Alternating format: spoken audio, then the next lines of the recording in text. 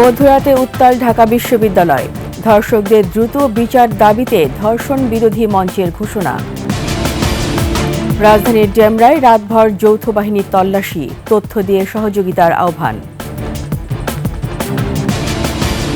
চাঁদপুর আদালত চত্বরে এজলাস সংকট, বাড়ছে মামলার জট, বিচার প্রার্থীদের দুর্ভোগ।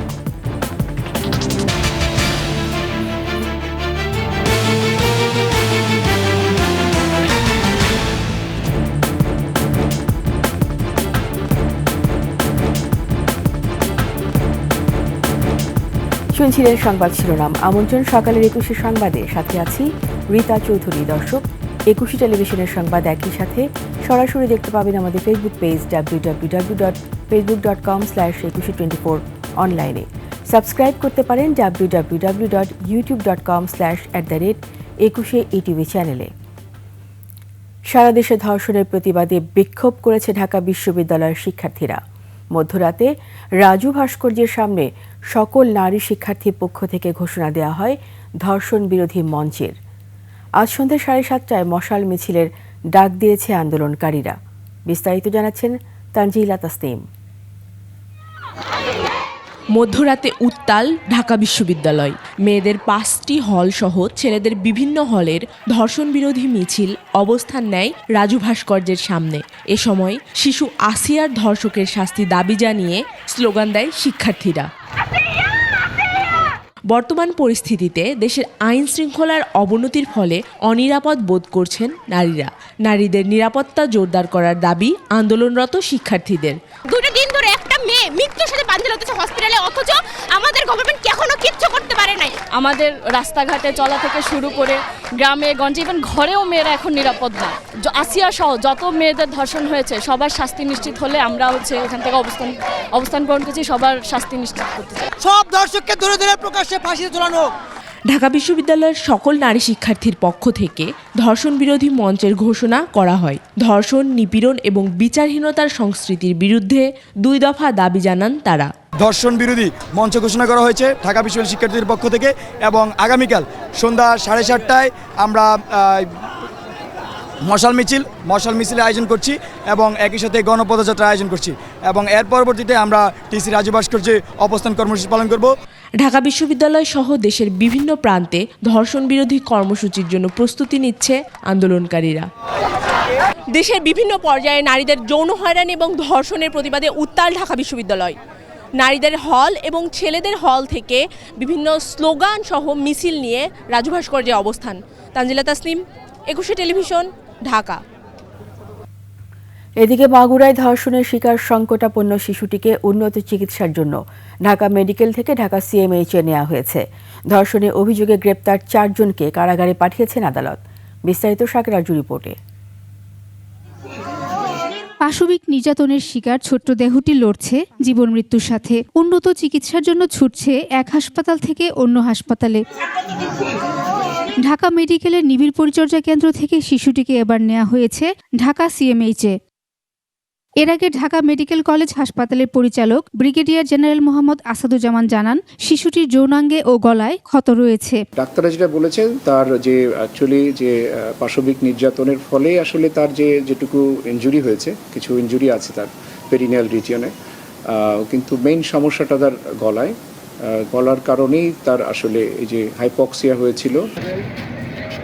এদিকে 8 বছরের শিশুকে ধর্ষণের ঘটনায় গ্রেফতার হয়েছে শিশুটির বোনের স্বামী, দেবর, শ্বশুর ও শাশুড়ি। আসামিদের পুলিশ হেফাজতে আছে এখন বর্তমানে। পুলিশ আসামিদেরকে প্রয়োজনীয় পুলিশ স্কোয়াডের মাধ্যমে বিজ্ঞত রাতে অতি সত্বর প্রেরণ করা হয়েছে। নির্যাতনের শিকার শিশুটির মায়ের সাথে শনিবার টেলিফোনে কথা বলেন বিএনপির ভারপ্রাপ্ত চেয়ারম্যান তারেক রহমান। আমরা চেষ্টা করব, যতটুকু সম্ভব আমরা চেষ্টা করব যাতে দেশের আইন অনুযায়ী আপনারা যাতে সঠিক বিচার করতে। গত 5 মার্চ মাগুরা শহরে বোনের বাড়িতে বেড়াতে এসে 8 বছরের ওই শিশু ধর্ষণের শিকার হয়। শাকির রাজু, 21 টেলিভিশন, ঢাকা।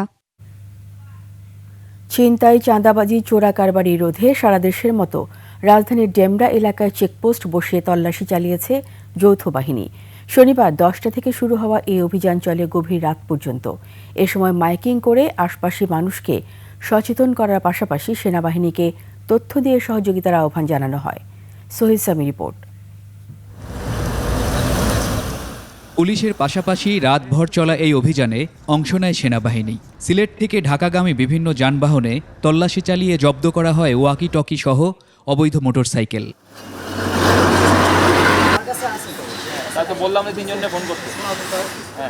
এ সময় মাইকিং করে স্থানীয়দের সচেতন করার পাশাপাশি তথ্য দিয়ে সেনাবাহিনীকে সহযোগিতার আহ্বান জানানো হয়।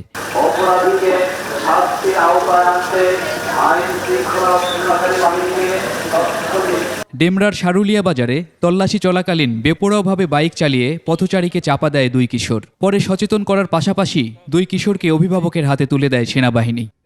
এখনকার সমাজ পরিবেশ পরিস্থিতিতে ছোট ভাই কোথায় যাইতেছে, কি করতেছে, আল্লাহর হস্তে একটু খোঁজ খবর নেবেন। পরে স্থানীয়দের কথা শুনে যৌথ বাহিনী দেয় গুরুত্বপূর্ণ পরামর্শ। এতে স্বস্তির কথা জানান ব্যবসায়ীরা। তথ্য, অপরাধ চিত্র বা যে কোনো তথ্য যদি সহযোগিতা করেন, আমরা এবং পুলিশ বা যৌথ বাহিনী মিলে আপনাদেরকে সাহায্য করতে পারবো।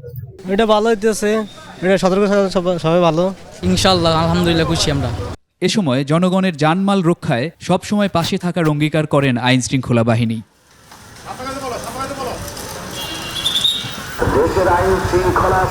সোহেল সামি, 21 টেলিভিশন, ঢাকা। চাঁদপুর আদালত চত্বরে এজলাস সংকটে বেড়েই চলেছে মামলার জট।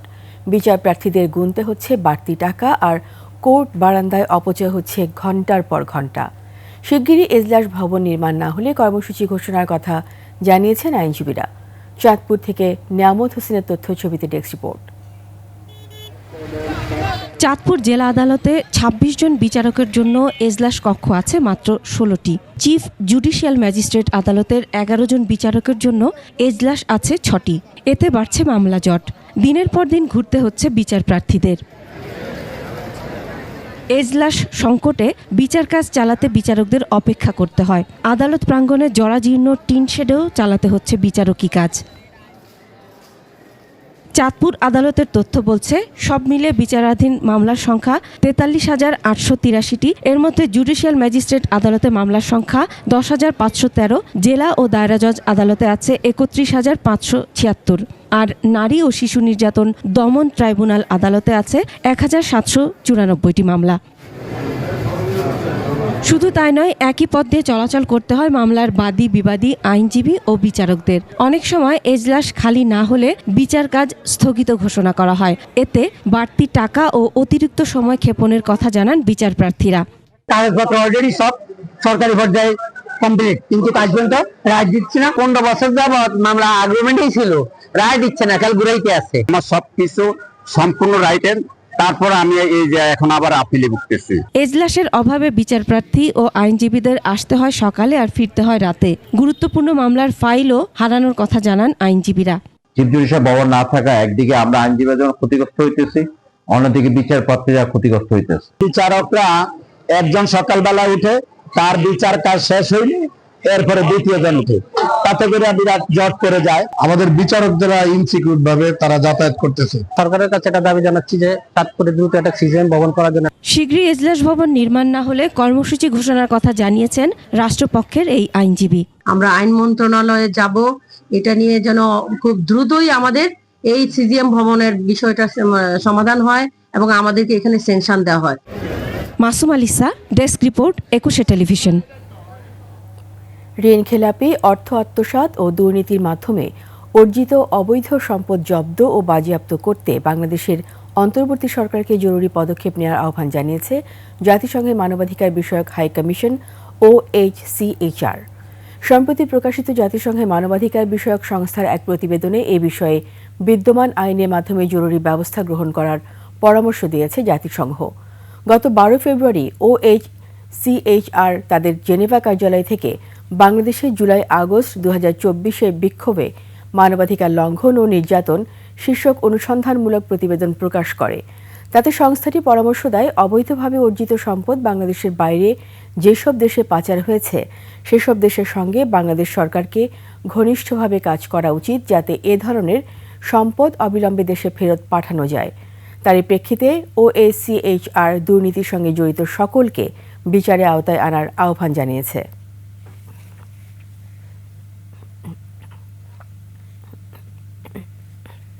1971 সালে মার্চের শুরু থেকে উত্তাল হয়ে ওঠে খুলনা। জেনারেল ইয়াহিয়া খানের জাতীয় পরিষদের অধিবেশন স্থগিত ঘোষণার পর থেকে রাজপথে নামতে শুরু করে ছাত্র শ্রমিক জনতা। স্থানীয়ভাবে অস্ত্র সংগ্রহ করে তারা নিতে থাকেন যুদ্ধের প্রস্তুতি। 3 মার্চ 4টি অস্ত্রের দোকান লুট করে মুক্তিকামী মানুষ। খুলনা থেকে শেখ জুয়েলের ক্যামেরায় বিভাগীয় প্রতিনিধি মহেন্দ্রনাথ সেনের তথ্যে ডেস্ক রিপোর্ট। অসহযোগ আন্দোলনের কর্মসূচি ও মুক্তিযুদ্ধের প্রস্তুতিমূলক প্রশিক্ষণ সব মিলিয়ে মার্চের শুরু থেকেই উত্তাল ছিল খুলনা।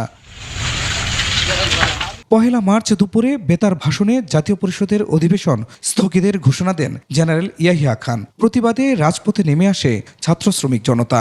ক্লাস চলাকালীনই আমরা খবর পাই যে ইয়াহিয়া খান পার্লামেন্ট ডিসলভ করছে। ওই অবস্থাতে আমরা ক্লাস চলাকালীন সময় আমরা ক্লাস থেকে বেরিয়ে আসি, আর আমরা ক্লাসে ফেরত যাইনি। 3 মার্চ মিছিলে গুলি চালায় হানাদার বাহিনী, নিহত হন 3 জন। প্রতিবাদে শহরের কেডি ঘোষ রোডে কয়েকটি বন্দুকের দোকান ভেঙে অস্ত্র লুট করে মুক্তিকামী মানুষ। সেই অস্ত্র দিয়েই চলে যুদ্ধের প্রস্তুতি। শহীদ হাদিস পার্কে 23 মার্চ উড়ানো হয় স্বাধীন বাংলার পতাকা। পুলিশ লাইনের ম্যাগাজিন ভেঙে সেখান থেকে কয়েক পেটি অস্ত্র নিয়ে আসলাম। বড়বাজারে গোলাম মোহাম্মদ রসুল নামে একজন বন্দুকের দোকান, সেটা ভাঙে আমরা রাইফেল এবং সেকেন্ডার বন্দুক সেখান থেকে পেলাম। 27 মার্চ সকালে জেলা সার্কিট হাউসে অবস্থান নেওয়া পাকিস্তানি সেনাবাহিনীর উপর হামলা চালায় বিক্ষুব্ধ জনতা। মুক্ত এলাকায় এসে আমরা প্রথমে ঘাঁটি করলাম এবং আশেপাশে শত্রুদের যেসব ঘাঁটি আছে সেগুলো একের পর এক আক্রমণ করে আমরা দখল করতে শুরু করলাম। এরপর যশোর সেনানিবাস থেকে পাকিস্তানি সেনারা খুলনা আসার পথে বৈকালিতে প্রতিরোধের মুখে পড়েন।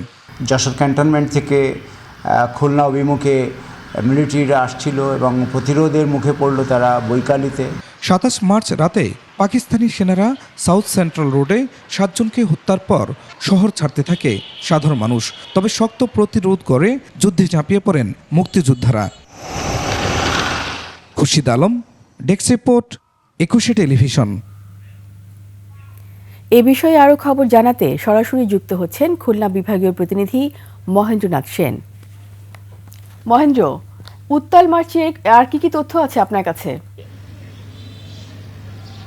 রীতা, আমি দাঁড়িয়ে রয়েছি খুলনা সার্কিট হাউজের পুরাতন ভবনে, যেখানে 1971 সালে পাক হানাদার বাহিনীরা এখানে বিশ্রাম গ্রহণ করতেন এবং এইখান থেকেই খুলনা জেলায় বিভিন্ন জায়গায় তারা বিভিন্ন অপারেশন করতেন এবং সেখান থেকে নিয়ে এসে এই সার্কিট হাউসের পাশেই কিন্তু ছিল একটি টর্চার সেল কেন্দ্র। সেই টর্চার সেল কেন্দ্রে তারা নিয়ে এসে সেইখানে তাদেরকে নির্যাতন করা হতো এবং নির্যাতনের পরেই বধ্যভূমি, বিশেষ করে ফরেস্ট ঘাটের যে বধ্যভূমি, সেই ফরেস্ট ঘাটের বধ্যভূমিতে তারা ফেলে আসতো এবং গলনামারিতেও কিন্তু তারা ফেলে আসতো। আপনারা যেভাবে কিছুক্ষণ আগে শুনেছেন যে খুলনার যে মুক্তিযোদ্ধারা ছিলেন, শেখ কামরুজ্জামান টুকু, শমা বাবর আলী, মোহাম্মদ মনিরুজ্জামান এবং মুক্তিযুদ্ধের গবেষক আবু জাফর,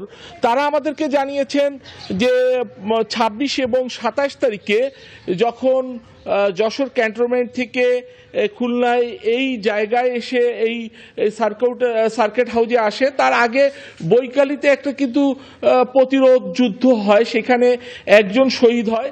এবং আপনাকে আরেকটু জানিয়ে রাখতে চাই, এই 27শে মার্চের পরেই কিন্তু খুলনার মুক্তিযোদ্ধারা তারা এই সার্কিট হাউসকে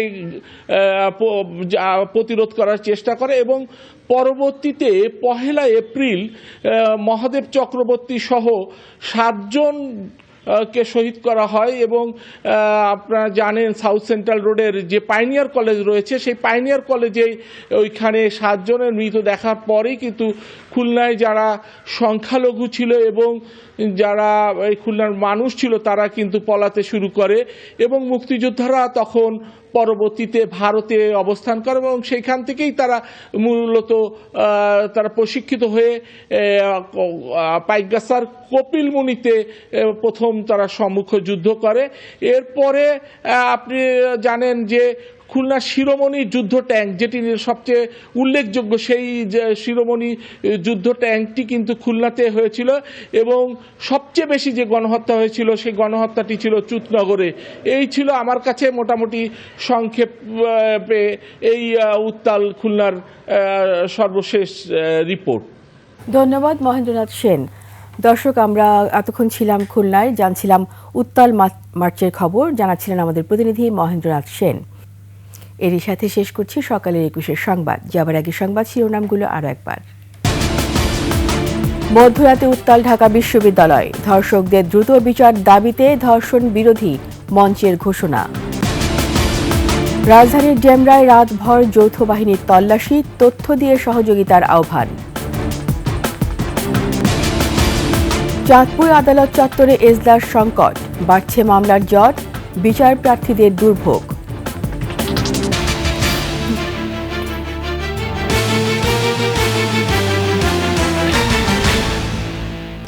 সবশেষ সংবাদ জানতে ডায়াল করুন 202 নম্বরে, আর ভিজিট করুন equity-tv.com ওয়েবসাইটে।